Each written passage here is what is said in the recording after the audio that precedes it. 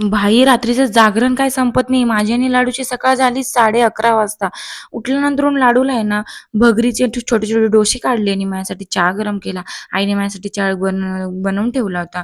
खाली आली, चहा माझा गरम केला मस्तपैकी आणि गरम केल्यानंतरून थोडे भांडे होते बेसिनमध्ये ते धुवून घेतले, चहा चाळून घेतला आणि माझ्यासोबत आई पण परत एकदा दुसऱ्यांदा चहा घेऊन टाकतं म्हणून आईला पण थोडासा चहा वाढवा केला आणि त्यांना थोडं गूळ टाकून दिला कारण की ते शुगर असल्यामुळे त्यांना गूळच टाकते थोडाफार मी.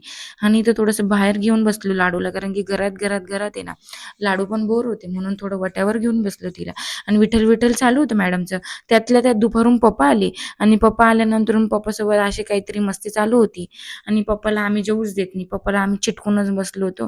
म्हटलं, "लाडू पप्पाला जेवू दे." पप्पाला चिटकून बघ कशी छातडीवर बसली आणि माझी काही क्लीनिंग संपत नाही, डीप क्लीनिंग माझी चालूच राहते. म्हटलं, "इथं बेसिनला हार्पिक लावून ठेवलं होतं."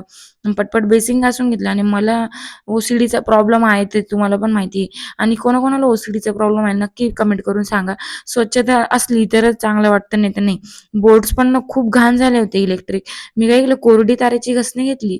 त्याच्याने सगळं घासून घेतलं आणि नंतरून आहे ना डस्टिंग केली आणि प्रॉपर क्लीन झालं बरं का. एकदम प्रॉपर क्लीन झालं.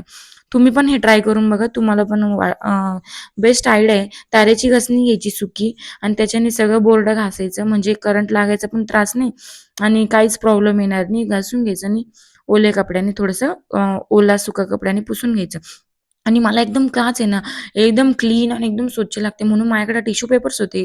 त्या टिश्यू पेपर्सने मी काच घासल्यानंतर पुसल्यानंतर थोडंसं टिश्यू पेपरने पुसून घेतलं आणि इथे माझी लाडूबाई मला लपून बघू राहिली. दुपारच्या मॅडम काही झोपतच नव्हत्या. असा होता माझा आजचा दिवस.